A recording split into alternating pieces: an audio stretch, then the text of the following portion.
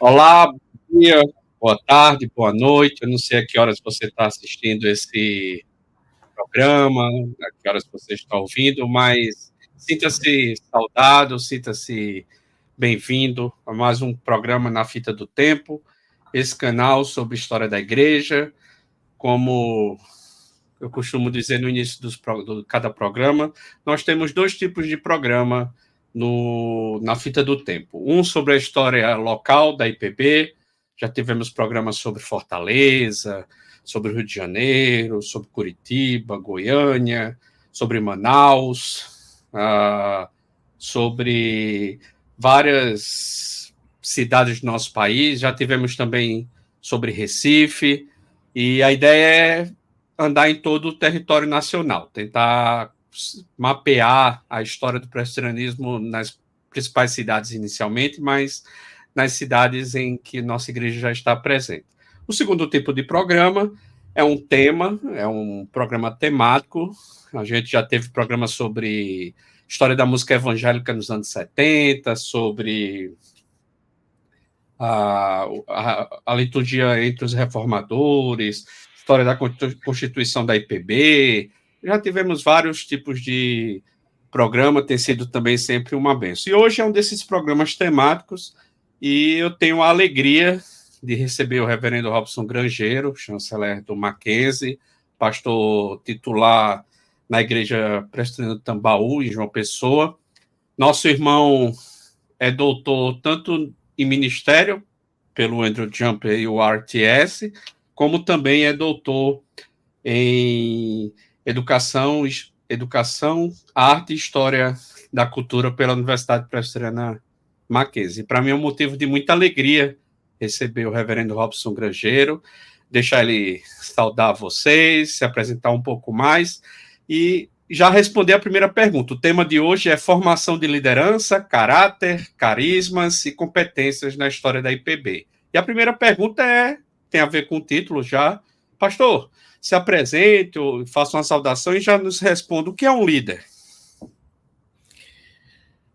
Olá, reverendo Flávio, muito obrigado pelo convite, a todos que estão aqui assistindo também. É uma grande alegria poder participar desse programa, que sem dúvida alguma tem um espaço importante para resgate de várias temáticas relacionadas à linha do tempo da Igreja Presbiteriana, do Presbiteriano do Brasil e, de um modo geral, da Igreja aqui, da Igreja Cristã Protestante no país. Eu me sinto muito feliz por estar aqui, também por poder participar. E indo diretamente para a sua pergunta, que é essencial, né? Afinal de contas, vamos conversar um pouco sobre liderança nesses momentos aqui. Do ponto de vista teológico, um líder é, antes de tudo, alguém chamado por Deus. É um convocado, é alguém capacitado pelo Senhor para exercer uma influência a fim de que se cumpra um determinado propósito de Deus na história. Então, a compreensão do ponto de vista teológico é que um líder ele não é um chamado de si para si mesmo, mas uma convocação feita pelo Senhor, o Senhor do tempo e o Senhor da história, para que ele exerça essa influência a fim de cumprir um propósito de Deus.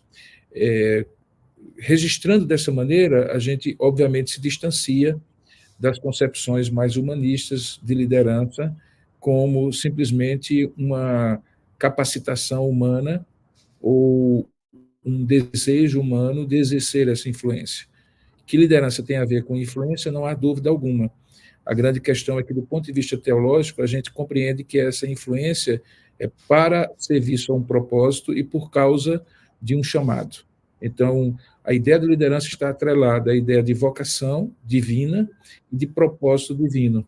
E, nesse sentido, um líder, que é um líder cristão, é, antes de tudo, um servo desse chamado e um servo desse propósito.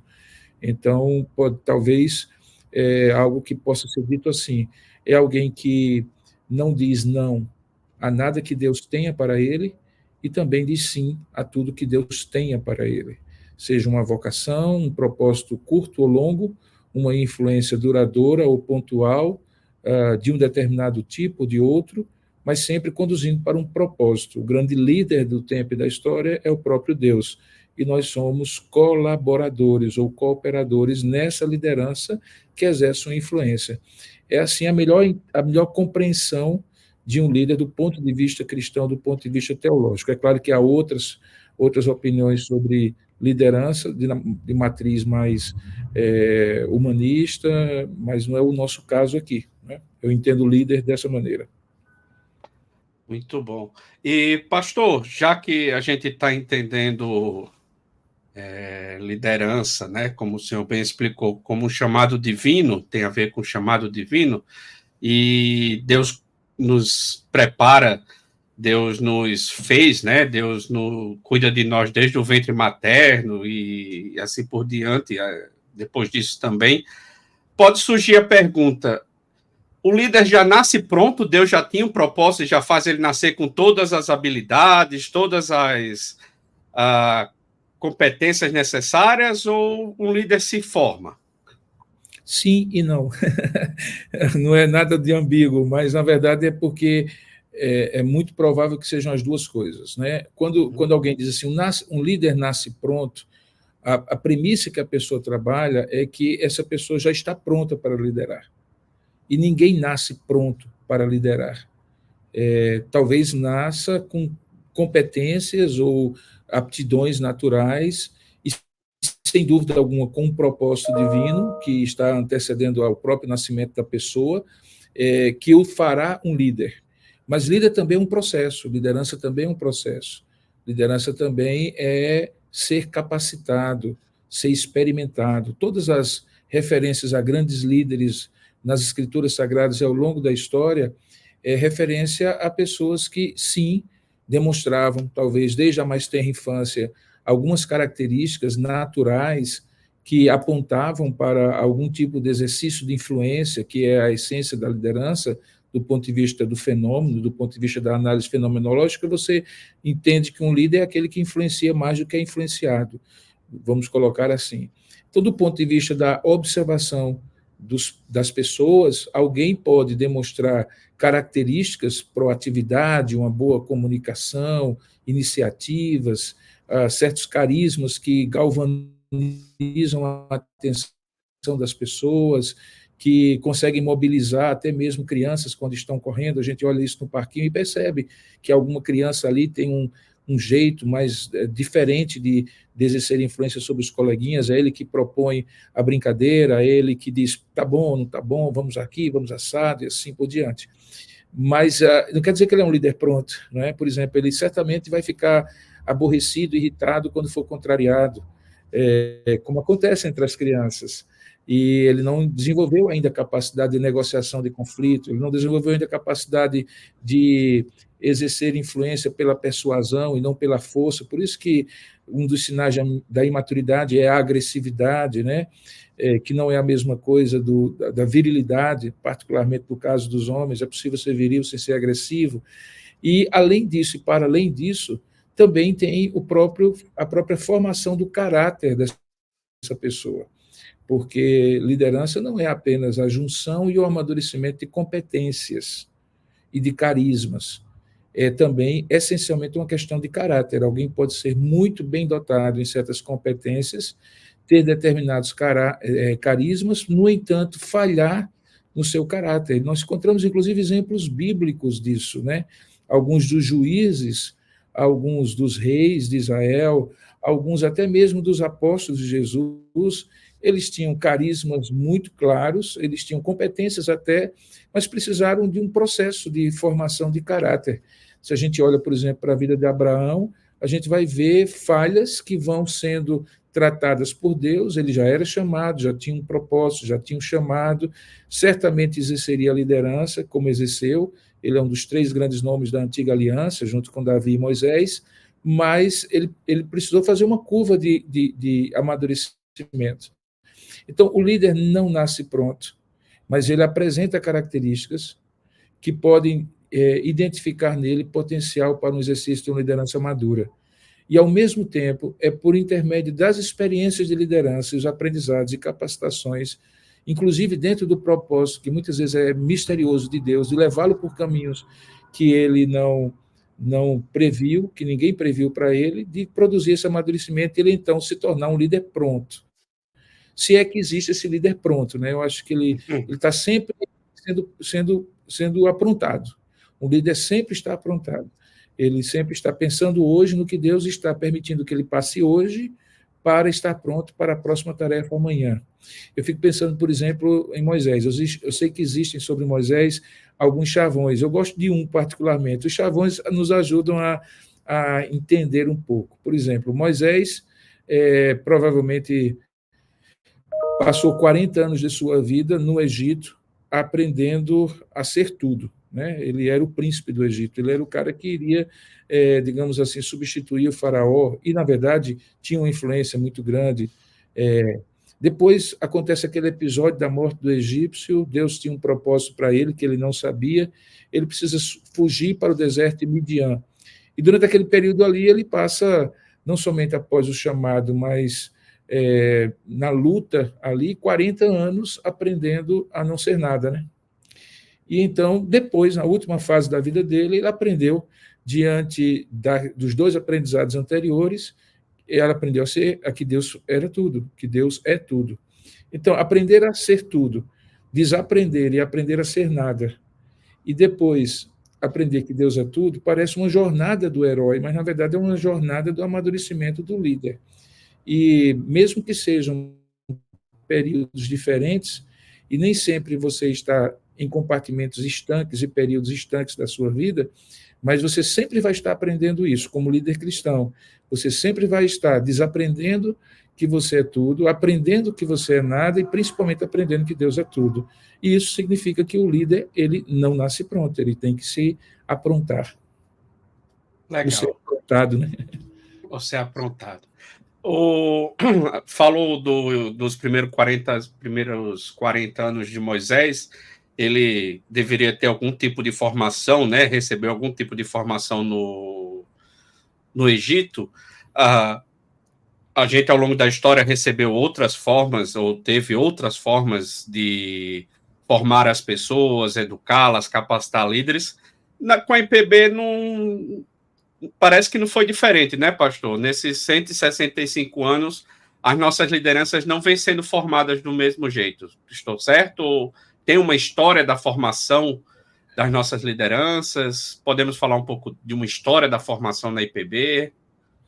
Eu não sei se existe uma forma muito clara de estabelecer uma linha de como esse processo foi acontecendo, porque, em certo sentido, ele se sobrepõe, e eu vou explicar melhor. No início, não havia nenhuma formação formal de liderança na IPB. Os primeiros missionários certamente tinham a sua formação teológica que os fez entender que deveriam vir ao Brasil, e é o Simonton quem começa a primeira formação ali inicial do seminário primitivo, e parece que é a primeira tentativa de emular, de imitar um pouco aquilo que lá desde a antiga aliança existia, que era a escola dos profetas, que basicamente era um missionário ou um profeta, no caso de Elias, mais velho, que por meio de uma tutoria, de uma curadoria sobre os mais novos, que tinham menos conhecimento e menos experiência,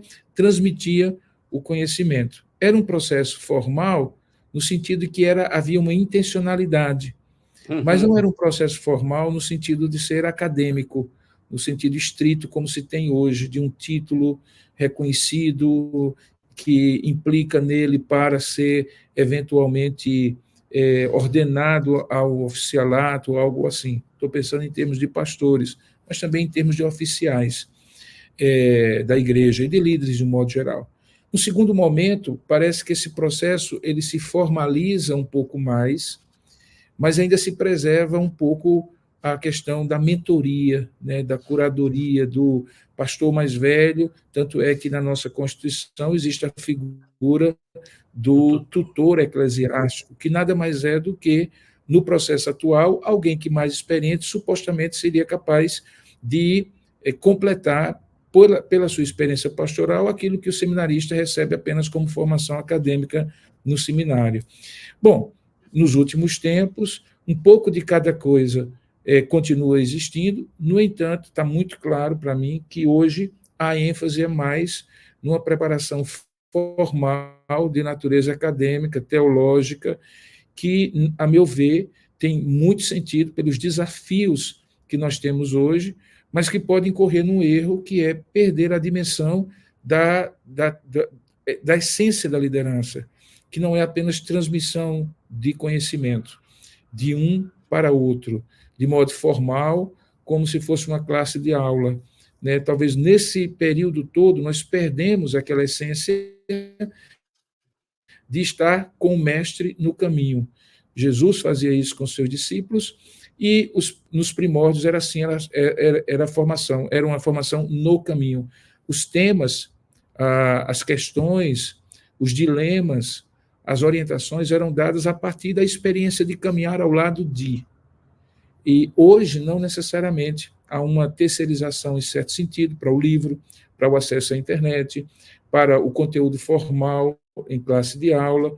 Às vezes há um esvaziamento, um pouco contato da experiência de quem ensina com aquele que é ensinado, e isso também se reflete, às vezes, na formação dos nossos oficiais na igreja e líderes na igreja. Essa foi, inclusive, a tese do meu doutorado em ministério pelo RTS e CPAJ, quando eu falei sobre a formação de liderança no processo de plantação de igreja. Eu fiz um estudo sobre os projetos de plantação de igreja, as orientações que existem hoje, e percebi que a formação de liderança normalmente era colocada como uma etapa bem posterior.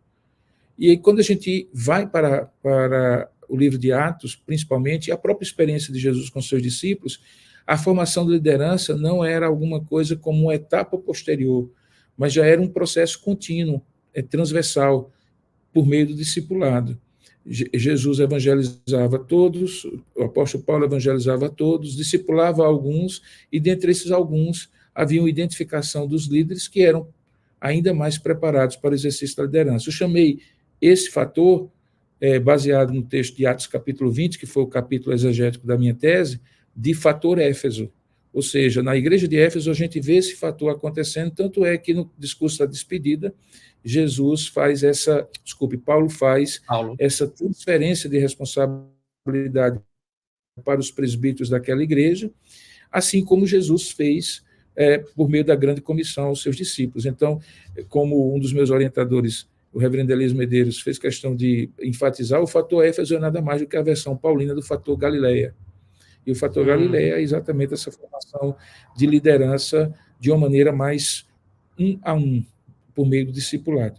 Então, hoje, talvez, Flávio, exista uma necessidade da gente recuperar, não descartando a formação acadêmica, obviamente que nós precisamos, principalmente dos novos desafios, de ministros e líderes bem formados para responder às demandas da cultura hoje e do próprio ministério, da igreja, mas talvez resgatar um pouco mais essa formação do caráter, essa formação da ênfase na vocação e na ênfase no propósito de Deus, numa vida piedosa e também numa vida a serviço e não uma vida que se serve. Né? Alguém já disse que só existem dois líderes na igreja, aqueles que servem a igreja e aqueles que se servem da igreja. E talvez o melhor, não, com certeza o melhor é líderes que servem a igreja.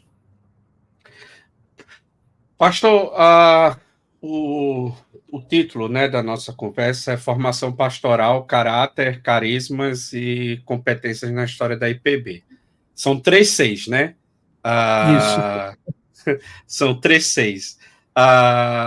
O primeiro deles, que é um pouco até o que o senhor já apontou agora, vem falando. A gente pode definir mais um pouco ainda o que seria essa ideia de caráter no ministério? Sim. Eu acredito que, primeiramente, é o caráter de Cristo formado no discípulo de Cristo. Né? É a semelhança no discípulo daquilo que é a essência de Jesus encarnado. Então, é como alguém que se chamado de cristão, assim é chamado porque se parece com Cristo. E isso vale para discípulos que não são líderes, mas também para discípulos que Deus chama para a liderança. Então, tem a ver, sim, com tratar aspectos do temperamento, da devoção a Deus, tem a ver com tratar aspectos dos relacionamentos pelos quais nós podemos exercer a nossa influência e entender, daí porque os mandamentos recíprocos no Novo Testamento, os uns aos outros, é tão fundamental e ligada a uma outra, são tão fundamentais e ligada a uma outra expressão do Novo Testamento que é fundamental, que é a expressão em Cristo, se constitui a dupla do exercício de um líder. Ele está em Cristo e, por isso, ele serve um ao outro. Isso é demonstração de caráter, não é de competências. Caráter também tem a ver com uma motivação santa, piedosa, temente a Deus, uma motivação que consegue, mais do que ser resiliente, consegue ser paciente, longânima, consegue ser fruto do Espírito expresso. Isso é um desafio, por isso que formação de caráter na vida de um cristão é contínua, é até o último suspiro de vida, ou quando Jesus Cristo vier buscar esse cristão. Ou então, a gente vai cair no erro de achar que liderança pode ser destituída dessa formação do caráter. Eu não gosto muito da expressão comprar, mas eu vou usar a frase como eu sempre ouvi, que as pessoas compram primeiro você para depois comprar suas ideias.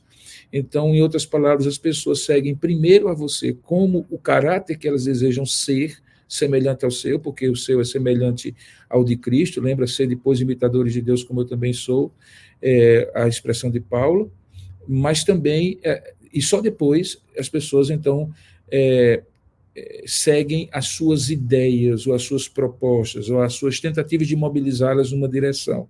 Se as pessoas não acreditam em você, e credibilidade hoje é alguma coisa que não tem a ver com convencimento e persuasão, como alguns gostam de falar, que se você for persuasivo, as pessoas lhe seguem.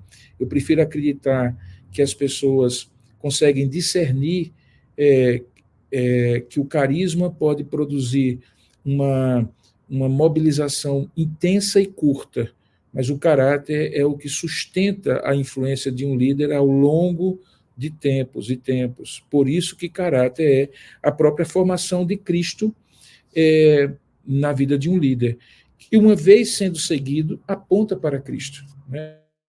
Aponta para Cristo dizendo, olha, você está me seguindo. Eu acho que aquele exemplo, por exemplo, da Escritura, em que 2 discípulos de João Batista estão com ele, logo no início do Evangelho de João, e ele aponta para Jesus e diz o texto que os discípulos deixaram João e passaram a seguir a Jesus. Está aí uma boa forma de resumir o que é uma liderança. As pessoas começarem a seguir você porque veem em você alguém que fala de Cristo, mas vive Cristo a ponto de que quando ele se apresenta para elas, em vários aspectos, desde a salvação até momentos diferentes na vida, essas pessoas tiram os olhos de você e colocam os olhos a Cristo, abandonam eventualmente seguir você de maneira cega e irrestrita para seguirem a Cristo de maneira incondicional e absoluta, exatamente como ele coloca, que se alguém quiser vir após mim, negue-se a si mesmo, tome cada dia a sua cruz e siga-me.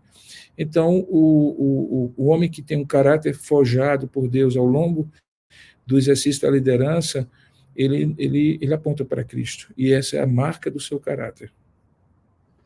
Pastor, eu concordo plenamente com o que o senhor falou.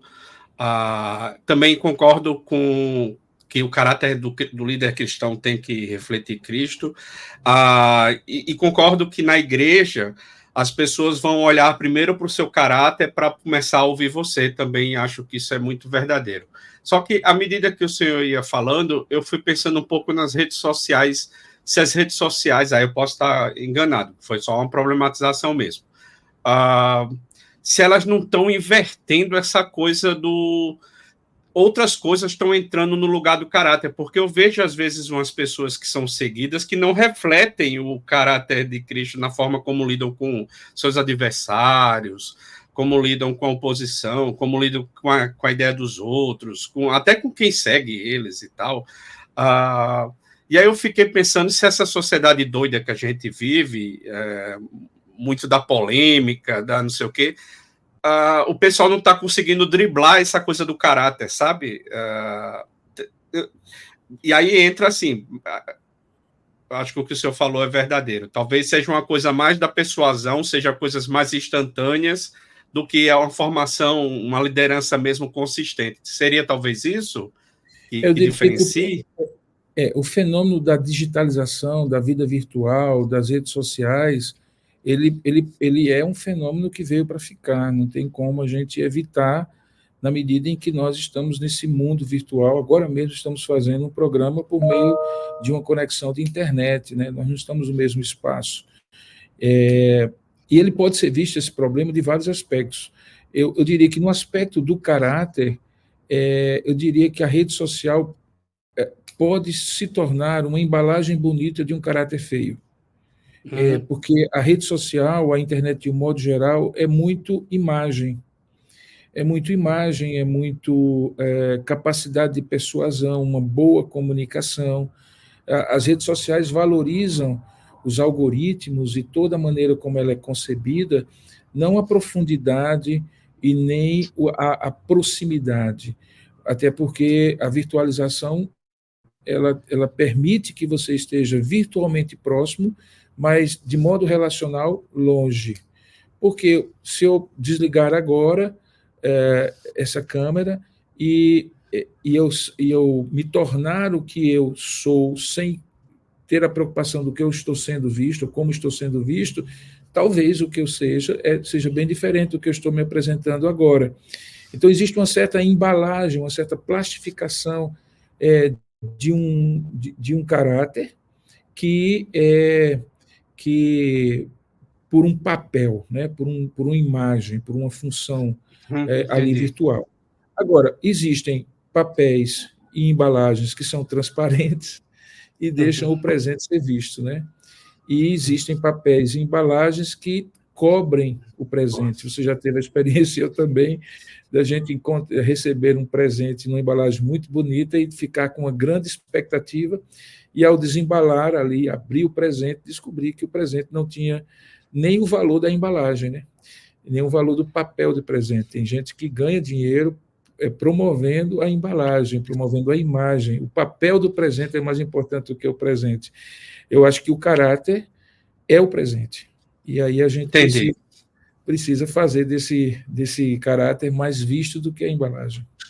Legal, pastor. É um desafio para mim, para você e para todos nós. Legal.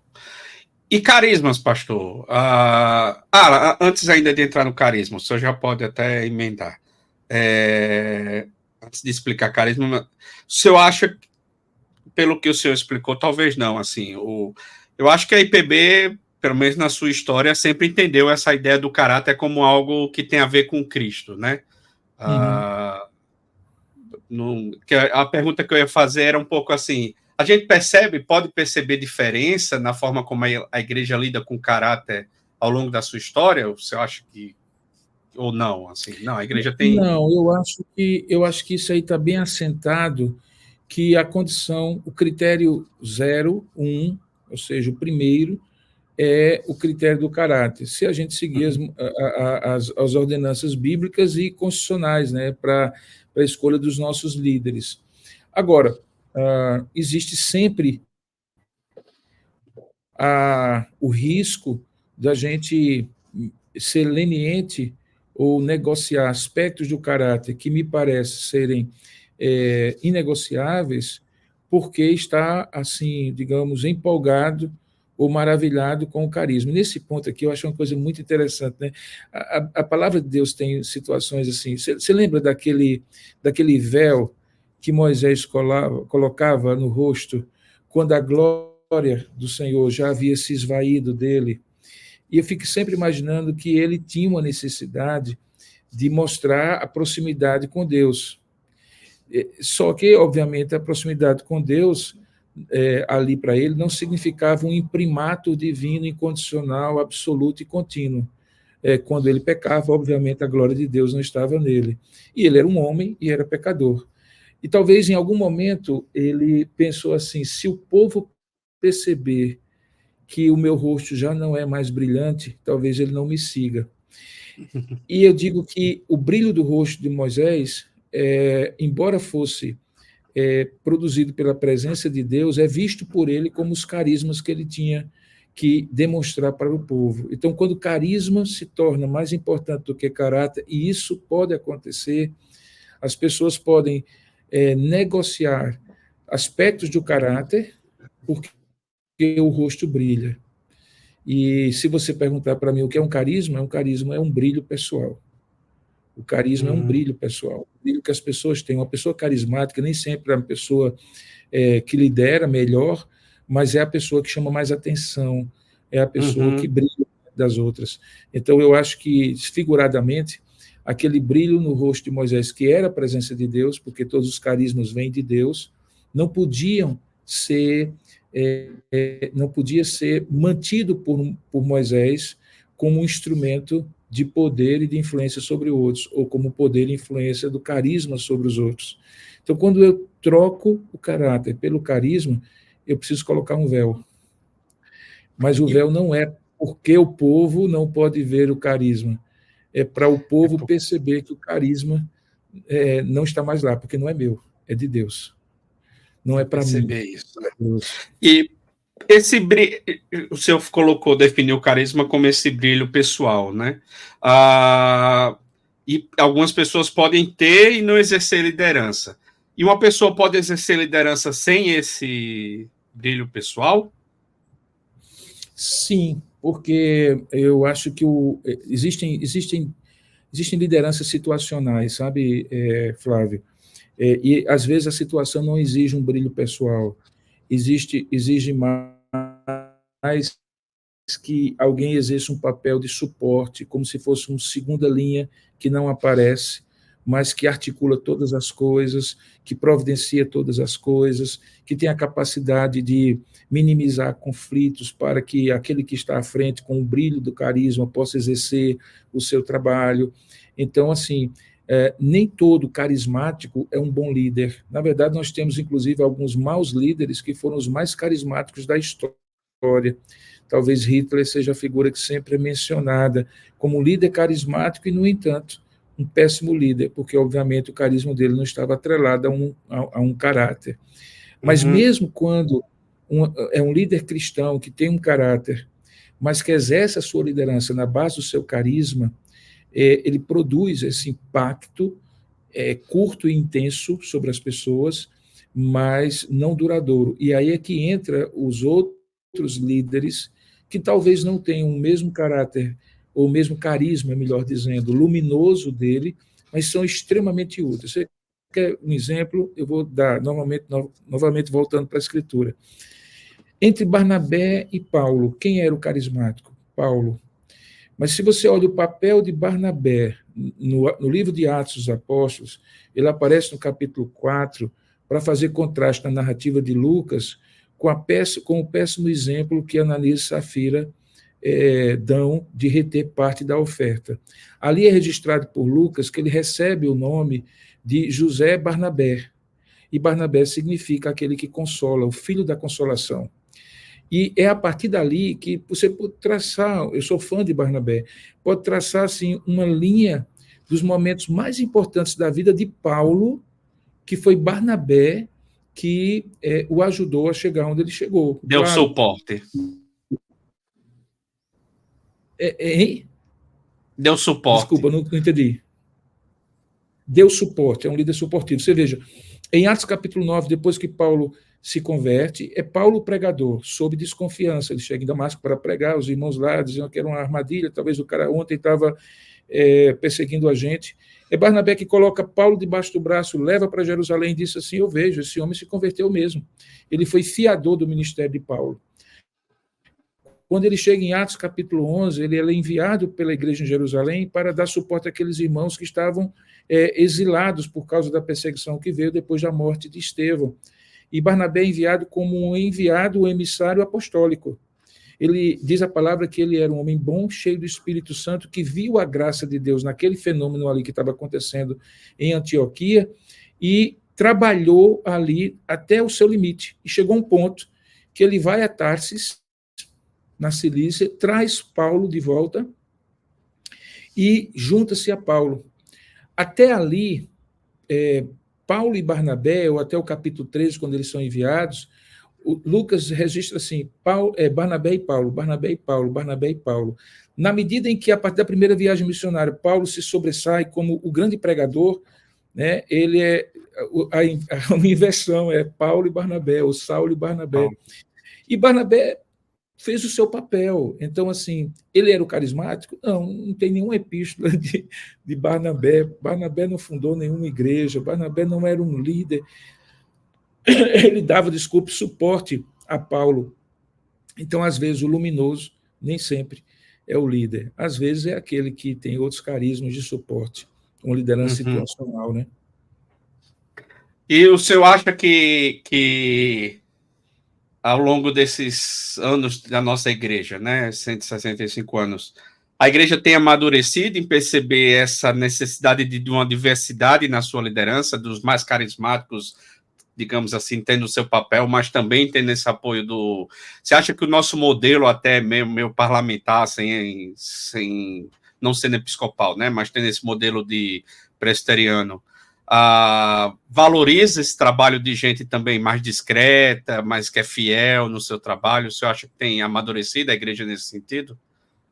Eu acho que a gente vive o dilema da nossa alma latino-americana caudilhesca, sebastiana, que sempre procura um herói, né? É verdade. E aí, por isso que os parlamentaristas não se deram bem aqui na América Latina, sempre são regimes presidencialistas. Você que é o historiador, eu sou apenas um teólogo, um pastor, mas você pode falar muito bem disso.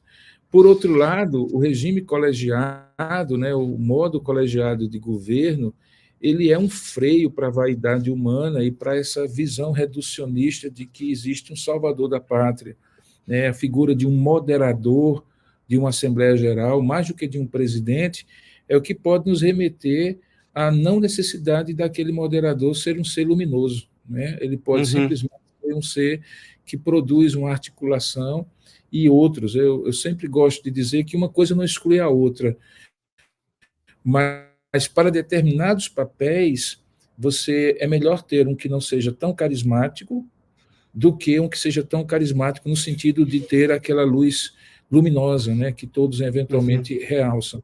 Mas, assim, eu acredito que a igreja, ao longo dos anos, ela variou muito essa percepção. A nossa alma caudilesca, ela muitas vezes sobressaiu-se em alguns momentos, e em outros momentos ela foi mais moderada. Eu gosto muito da ideia de que o trabalho de um presidente de um concílio, ou de um moderador, melhor dizendo, e de um secretário executivo são duas faces de uma mesma moeda, exercida por duas pessoas diferentes, com competências que devem ser diferentes. Então, o presidente é aquela pessoa que talvez precisa ser a pessoa que inspira, mobiliza, sim, tem a credibilidade de dizer uma direção, seguindo junto com a Assembleia, fazendo esse processo de inspiração não no sentido bíblico, obviamente, mas assim, de se almejar.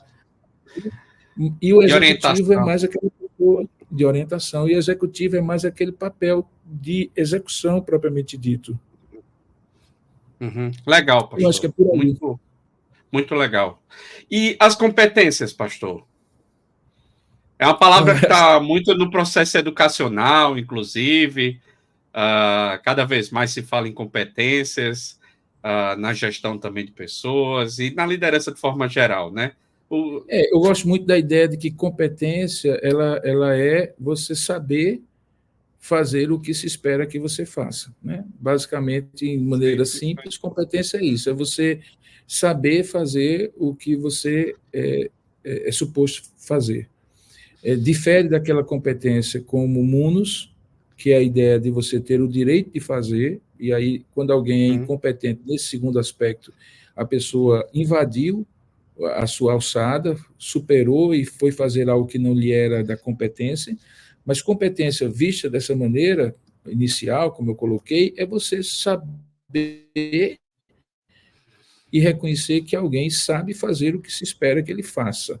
Desde uma competência estritamente técnica que inclusive tem esse nome, que é você ser capacitado para aquela tarefa do ponto de vista de conhecer a tarefa, de saber fazer a tarefa. Até uma competência que nós chamamos socioemocionais, né? É uma outra forma de os soft skills, como os americanos gostam de dizer, que é uma competência em que você faz o que se espera que você faça, mas não necessariamente porque você é o especialista naquele assunto, mas porque você tem uma série de atitudes e competências socioemocionais estão relacionadas a atitudes que engajam pessoas que sabem fazer e você as coordena, você as orienta, você junta, você facilita aquele trabalho, resolve conflitos, negocia.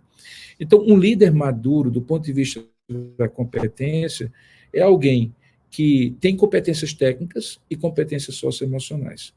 E essas competências socioemocionais eu chamo de atitudes. As competências também podem ser habilidades no sentido de capacidades para fazer algo. Mas hoje tem uma coisa que é fundamental, é que eu entendo que as organizações, de modo geral, as igrejas também, elas têm sido muito enriquecidas por pessoas muito competentes em várias áreas. Então, você não tem mais aquela ideia de uma pessoa única que sabe fazer e é a única que sabe fazer aquilo. Então, talvez hoje se espera muito mais de líderes cristãos que tenham as habilidades, no sentido das aptidões, das atitudes socioemocionais, para fazer esse movimento de colocar essas pessoas juntas para trabalhar com um propósito único, com um propósito direcionado e singular. Então, eu Legal. acredito que essas competências são fundamentais. Alguém que é incompetente não consegue liderar, porque não conhece do assunto, não conhece da tarefa, não tem experiência. É bom saber que competência não é somente a formação intelectual, cognitiva, acadêmica que a pessoa recebeu, mas também a experiência. Daí porque hoje, cada vez mais, certificações são, às vezes, mais valorizadas do que diplomas, porque o diploma do curso não quer dizer necessariamente que você sabe fazer, por isso existem os estágios, as extensões, a experiência, enfim, é um assunto bem complexo e bem amplo. Bem amplo. O senhor falou, então, da competência, e para a gente caminhar para o encerramento, eu tenho só mais uma perguntinha, ainda sobre o tema, mais diretamente. O senhor acha que está ficando mais complexa a quantidade de competências que o pastor tem que ter na nossa sociedade? Bom, isso aí merecia um programa À só parte, esse, né? porque eu acho que são coisas que a missão do pastor tem um núcleo que ela não vai mudar nunca. Né? Pastor pastoreia, pastor prega, pastor aconselha, ele ouve pessoas, ele cuida das pessoas. O pastor, esse núcleo, ele não deve mudar nunca. Mas à medida que realmente a sociedade vem se tornando mais complexa, as próprias igrejas assumem certas complexidades. O pastor, mesmo que não seja o único a fazer aquilo, ele tem que ter um conhecimento básico de alguns outros processos para, inclusive, identificar pessoas na igreja a quem ele pode delegar. Então, o pastor precisa conhecer um pouquinho de gestão, o pastor precisa conhecer um pouquinho de gestão de pessoas, que tem a ver também com a sua tarefa, ele precisa conhecer um pouquinho de cada coisa. Claro que há alguns que tiveram experiências anteriores ao pastorado, até que têm simultaneamente, que conseguem uma competência maior nisso. Mas eu acredito que um grande desafio para o pastor é ir até o limite do seu chamado e conseguir ir além por meio das pessoas. Eu fico entusiasmado quando eu vejo no livro de Atos o apóstolo Paulo a quantidade daquilo que ele chamava de sinergóis, ou sinergós, que eram os seus cooperadores, aqueles que trabalhavam convergindo para a mesma obra. E ele chama vários, alguns chamam de mais ou menos 30 companheiros de ministério que Paulo tinha. E certamente nem todos tinham as habilidades apenas que Paulo tinha. Né? Um time de futebol e também um time pastoral precisa ser formado por pessoas diferentes. Então, mas que está se tornando mais desafiador, Flávio, não tenho dúvida disso. O problema é que os pastores não precisam assumir esse desafio só Legal. para si e se perder nesse caminho, sabe? Legal. Obrigado, pastor. Muito bom, o programa muito informativo, muito rico. Estou muito satisfeito com o que a gente conversou. De praxe, eu faço uma última pergunta, é a pergunta que eu sempre faço. Pastor, por que é tão importante, ou por que é importante a gente estudar a história da igreja? De um modo geral, e aqui eu uso uma citação de Verkusen, ele diz que a história é a pedra de toque que demonstra o erro e faz sobressair a verdade. E, de um modo geral, a história da igreja é a história da redenção aplicada ao tempo, na linha do tempo. Conhecer os tempos e as épocas sempre foi valorizada na história da Bíblia. Os filhos de Sacá conheciam os tempos, eram sábios por isso. Olhar para trás não é um saudosismo, nem uma espécie de congelamento da experiência progressiva da igreja, mas é uma forma de entender. Eu tive um bom professor de história da igreja chamado Francisco Leonardo, o reverendo Chiquinho, tive o prazer de ser monitor da história da igreja dele, e isso me era apaixonante. Ele dizia assim: mudam os tempos e permanecem as tendências. Então, em certo sentido, a história, que não é cíclica, no entanto, ela se repete em vários aspectos, e ainda que com personagens diferentes. Conhecer o que aconteceu antes, as tendências que se concretizaram antes, nos ajudam por mares ainda não navegados, né? Existem Legal. rotas, e a história é um caminho de rotas. Muito bom.